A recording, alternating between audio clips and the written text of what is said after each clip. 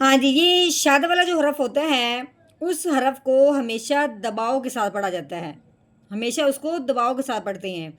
अब ये शाद वाला हरफ कौन-सा है? बा है। पहले तो ये देखना है कि जो शाद वाला हरफ होता है, वो पिछले वाले को अपने साथ मिलाता है। अब इस पिछले वाला हरफ क्या है? रॉ है। अब हमने बा के साथ उसको मिलाना है इस शद की वजह से और उसको साथ-साथ दबाना भी है।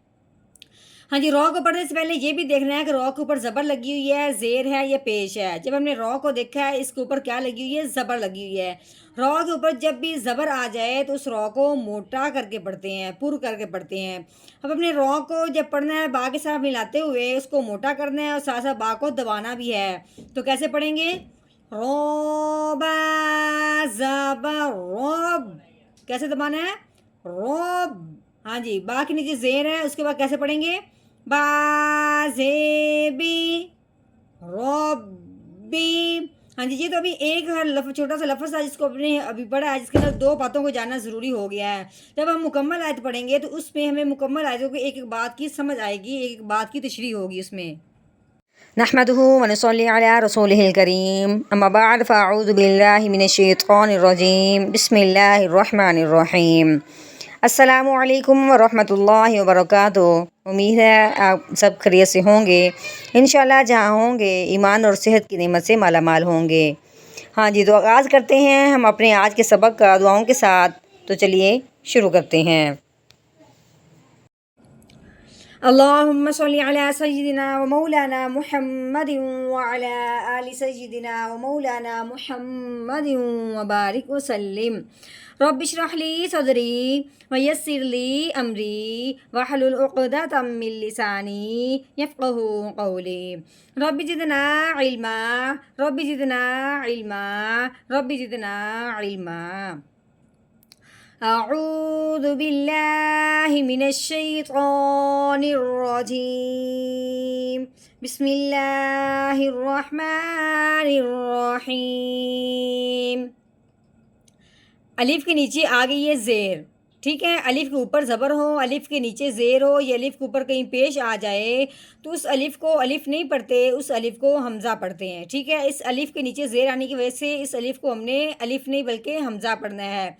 हाँ जी, हर हरफ को पढ़ने से पहले अगले हरफ को ज़रूर देखते हैं कि अगर किसी को इस तरह की शद है या इस तरह की जज़म है तो फिर उसको ध्यान से पढ़ना है कि उसको हमने आगे मिलाना होता है।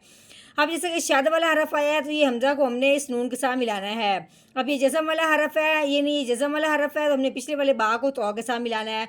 हर हरफ को पढ़ने से पहले आगे ज़रूर देखना है कोई हरफ शद वाला या जज़म वाला है या नहीं, ठीक है। हाँ जी, अब हमने नून को देखा है तो नून के ऊपर शद लगी हुई है जिसकी वजह से अब हमने हमज़ा को नून के साथ मिलाना है इस शद की वजह से। फिर जब ये शद नून और मीम के ऊपर आती है तो नून और मीम पे हमेशा गुन्ना करते हैं। अब ये शद किसके ऊपर आई है? नून के ऊपर आई है, तो अब हमने क्या करना है? नून पे गुन्ना करना है। तो गुन्ना किस तरीके से करेंगे?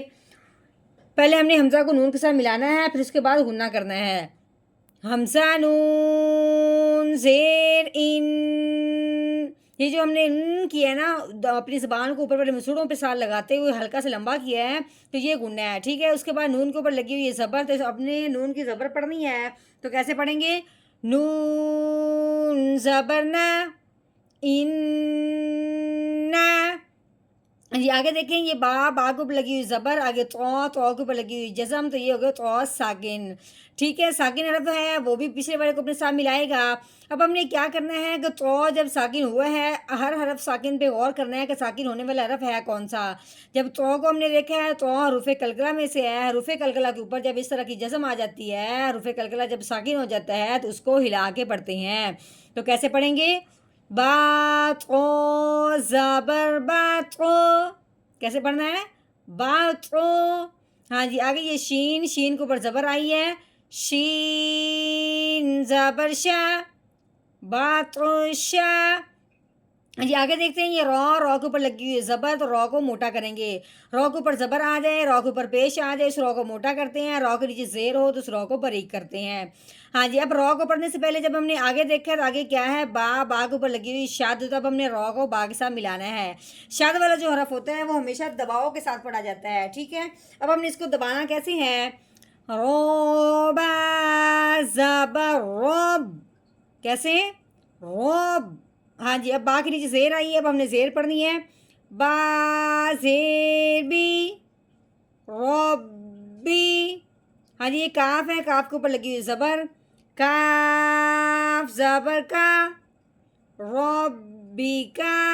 ہاں جی، آگے یہ لام ہے، لام کے اوپر لگی ہوئی ہے زبر، آگے شین، شین کے اوپر زبر ہے، تو اب ہم نے کیا کرنا ہے، لام کو شین کو آپس میں نہیں ملانا، کیونکہ دونوں کے اوپر زبر آئی ہے، کوئی اس طرح کی جزم یا شاد نہیں ہے۔ لام زبر لا۔ ہاں جی، شین کو پڑھنے سے پہلے آگے دیکھا ہے دال کے نیچے زیر ہے، اسی بھی کوئی شادی جزم والا حرف نہیں ہے، اس کو بھی ہم اس کے ساتھ نہیں ملائیں گے۔ شین زبر شا، لاشا۔ ہاں جی، دال کے نیچے زیر ہے، آگے جب دیکھا تو یا کے اوپر جزم آ چکی ہے، اب ہم نے کیا کیا، یا کو ساکن بنا دیا۔ یا ساکن ہو اور اس سے پچھلے حرف کے نیچے زیر آ جائے تو وہ پچھلے والا حرف اس کے ساتھ ملتے ہوئے ایک الف کے برابر لمبا بھی ہوگا۔ کیسے پڑھیں گے؟ دال یا زیر دی، لاشا دی۔ ٹھیک ہے، اگر دال کے اوپر تنوین ہے، تنوین کو جب بھی ہم نے پڑھنا ہے اس کے غنّے کا خیال کرنا ہے، ٹھیک ہے۔ یہاں پہ وقف آ گیا ہے، یہاں پہ ہم نے غنّہ نہیں کرنا، تو کیسے پڑھیں گے؟ دال دو پیش دن، لاشدیدن۔